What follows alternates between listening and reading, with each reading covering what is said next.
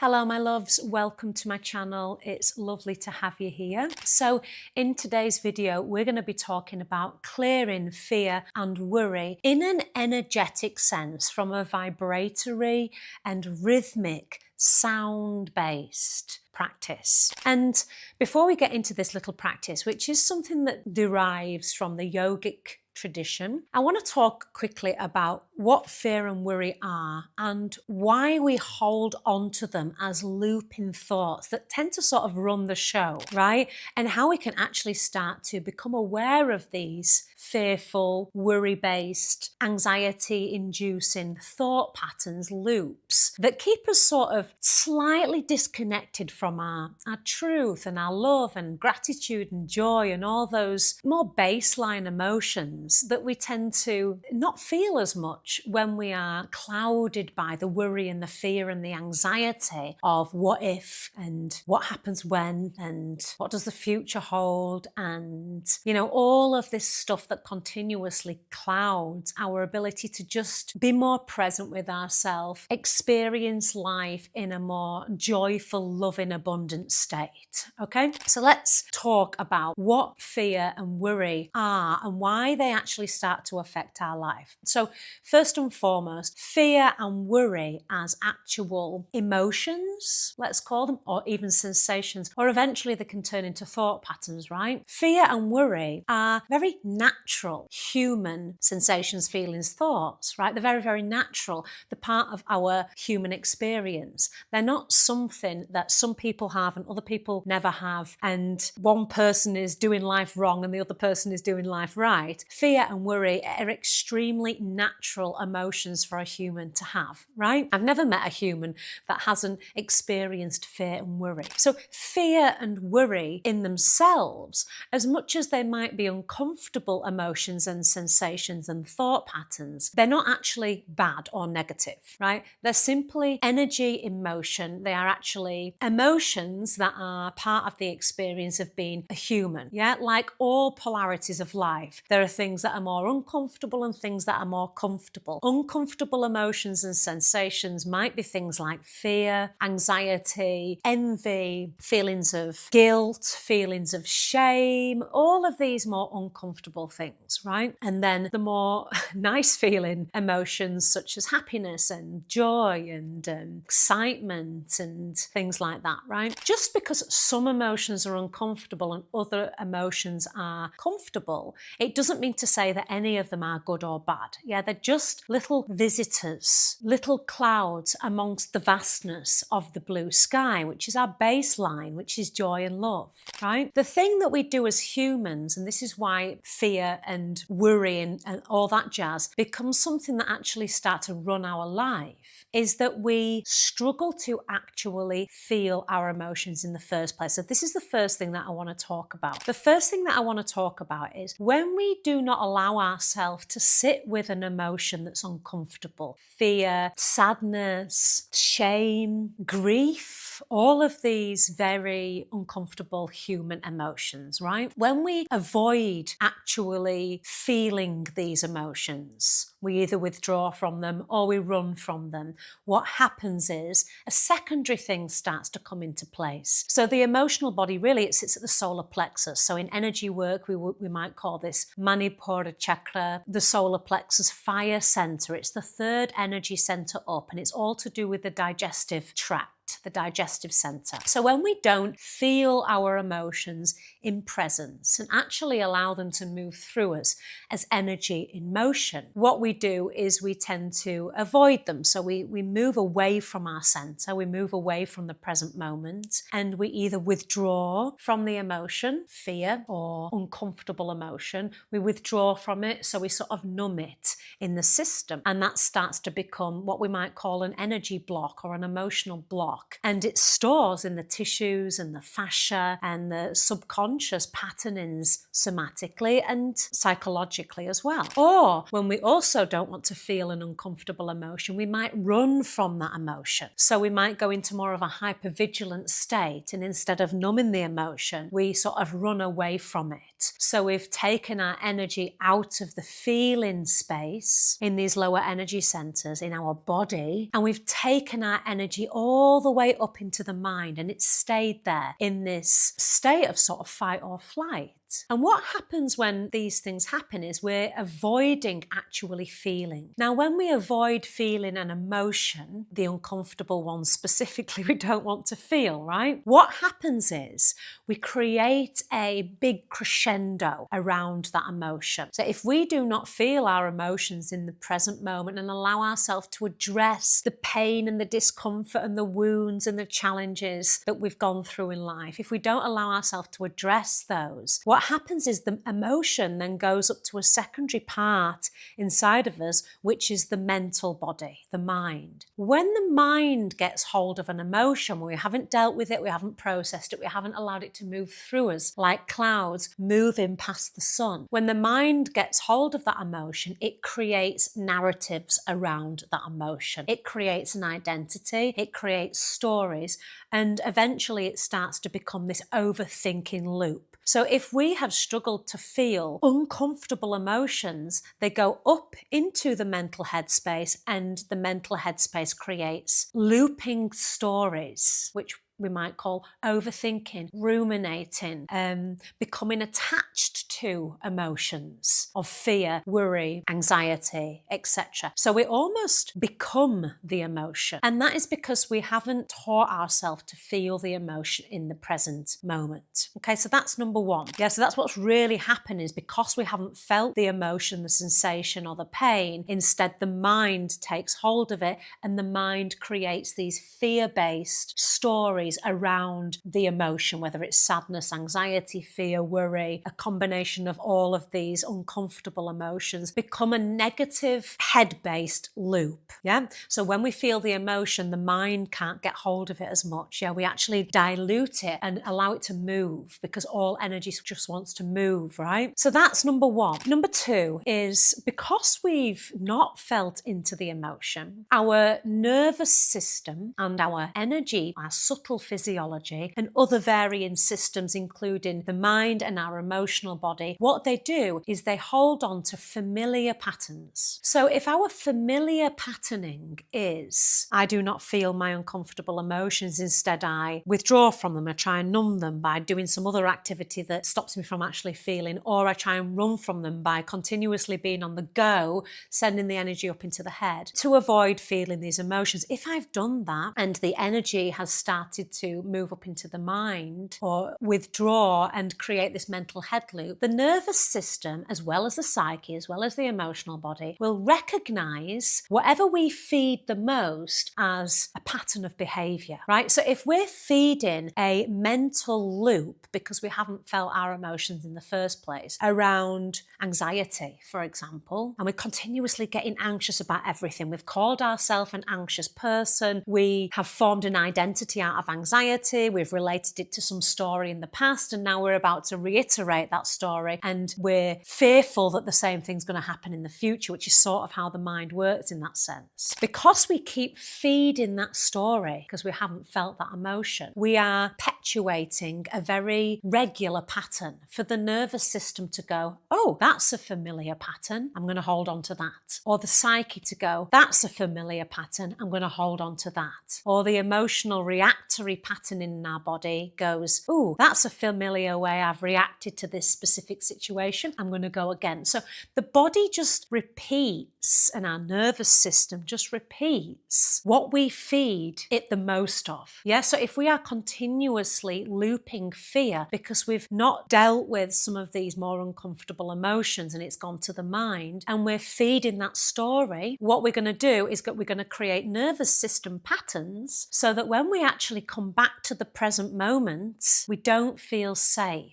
That brings me on to point number three. So point number three, why we get stuck in fear and worry, is because we haven't felt it. It's gone to the mind. The mind has created a looping narrative around it. The nervous system thinks that's a familiar pattern. The nervous system likes familiar patterns. Our energy body likes familiar patterns. So when we go reinforce a new unfamiliar pattern, like actually being present with our emotions and breathing into the the actual sensation of anxiety and fear. And instead of running or trying to do the cleaning, instead of actually feeling how we're really feeling on the inside, right? What happens then is when we actually start to come into the present moment, our nervous system doesn't feel safe there, right? So we then are going to the same pattern of avoiding it and looping fear again. So really this is all about teaching our nervous system and our body and our energy to feel safe being in the moment with our feelings. And that takes some time. And in a moment, I'm going to teach you a little tool that you can use whenever that fear and worry starts to become the main character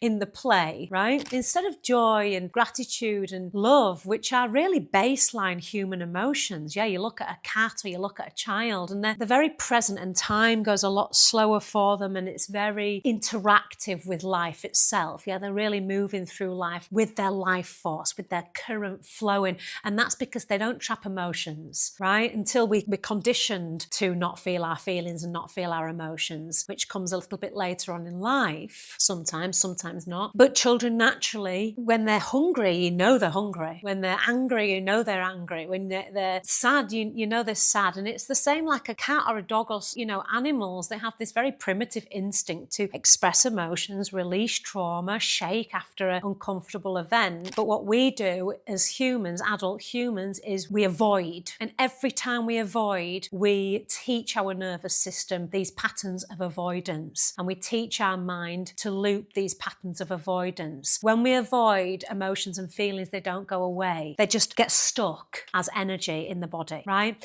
And when the energy isn't flowing properly in the body through the mind, the body somatically, and the spirit, the soul, the three facets of the human, that's when we latch onto and become attached to fear, worry, anxiety, and all of these things, right? So really what we have to do is to teach our body to be safe in the moment, relearn how to come back into the present moment. It's always the same teaching, right? And it can be done in very many different ways. So you're not wrong. Nobody's wrong or broken or anything like that for continuously feeling fearful. There is a lot to feel fearful about in the world. And actually part of the world and part of being a human in this very material experience is to feel fear. I feel fear every single time I do something new. Why is that? Because my nervous system likes familiar patterns and it's unfamiliar. So if being present with your emotions and your uncomfortable sensations is unfamiliar to you, it's not going to feel safe coming into that space. So we have to keep retraining our boundaries of safety. And that really starts with coming back into the body. The root chakra in our energy body, in our subtle anatomy, is right at the base of the spine. And the shadow side of the root chakra is fear. So when we are disconnected from our roots, which means our energy is all in our head and it's looping all of these fear-based thoughts, one of the things that we need to do is bring our energy right back into the body. We need to learn how to find an anchorage system right in the base of the body. And starting at the base of the body is the most important place to start. Nearly all energy imbalances come from a lack of grounding in the root. Come from our inability to be able to be in the world. So what I'm going to teach is a very simple mantra. It's called the LAM mantra, L-A-M. It sounds like lum, L-U-M, when we chant it. This is what we might call a beach seed sound in yogic practices. Now this vibration and this sound and this rhythm really instantly connects us back to the base of the spine where our earthly energy center, Muladhara chakra, is based. So when we are continuously having these looping fear-based thoughts, one of the best things you can do is to create vibration, frequency, and sound in the body, because our nervous system, it really responds very well, and the vagus nerve and this calming element in the body body really responds very, very well to frequency, vibration, rhythm, and sound. When we trap our emotions and we hold on to our feelings and we don't allow ourselves to feel anything in the present moment, the body's vibrations, because the body is always vibrating, and that vibration creates a sound current, and those sound currents balance out parts of our functionalities as a human, part of the nervous system as well. Yeah, so to reintroduce vibration, sound, and rhythm into your daily life, even if it's just for 1 minute that we're going to do now, is a very powerful way to just quickly switch up that looping fear-based patterning in the head and to take your energy back to your center and go, I'm in charge. This is not in charge. Yeah, the mind is a servant to the soul. It grounds us into the material world, but it's not meant to be the director. The soul is the director. When we bring ourselves back into our center, we become the director. The mind can be used as a very trusted tool, not the director. So we're just taking our power back and we're anchoring ourselves back to ourselves. So let's go with it. We're going to chant the Lam mantra. So if you come to a comfortable seat, it doesn't matter if you're on a chair, wherever you are, sit comfortably. Bring the hands into this little OK shape. So the tip of the first finger and the thumb touch, yeah, in what we call Gyam Mudra. And you can bring the back of the hands just onto the lap or the knee. And we're going to chant Lam 10 times. If you want to just listen for now, that's absolutely fine. But it's a very powerful way to just ground you back into the body when the mind has taken over with fear. So sit up tall and close the eyes down, slightly tuck the chin and lengthen the spine. See if you can just relax the shoulders for a moment and start with a long, slow, deep breath.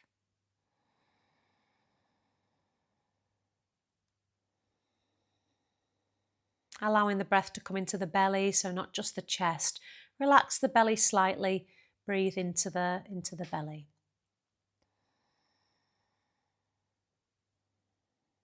And take a very deep inhale. Exhale completely. Inhale very deeply and we'll chant Lam. It sounds like Lum in one long vibratory exhale. So inhale deeply. Lam.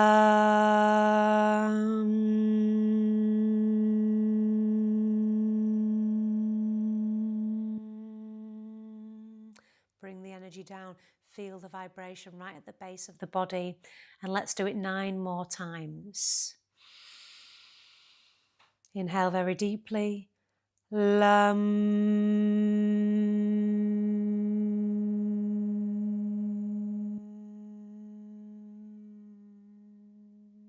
And let's keep going. Lam.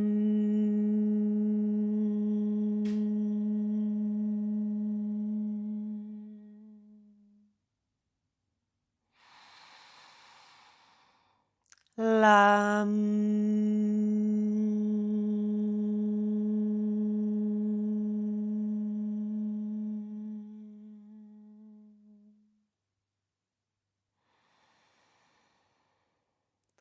Lam.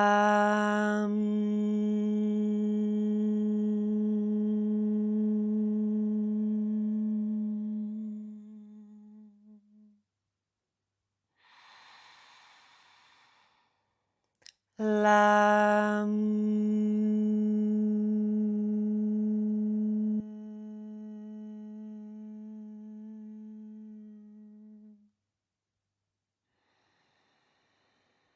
Lam.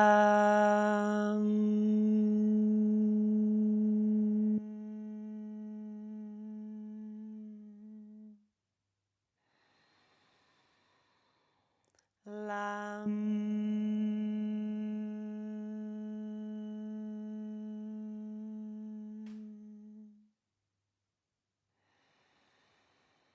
Lam.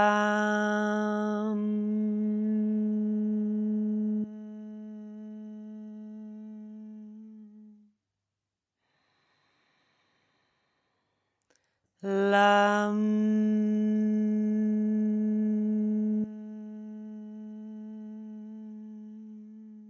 And release the mantra.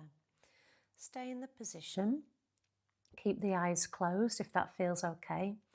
And just take a couple of long, deep breaths, really centering your energy at the base of the spine, allowing that vibratory frequency to anchor yourself back into that earth element.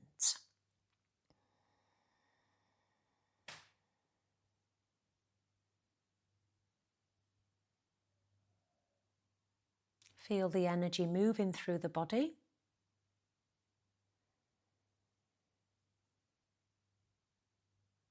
And you might repeat this little mantra. I am safe to be in the moment that I am in. I am safe to be in the moment that I am in. I am safe to be in the moment that I am in.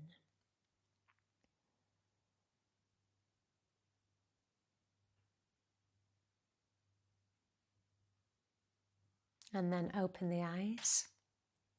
And that is just a very quick energy practice to bring you back into the body.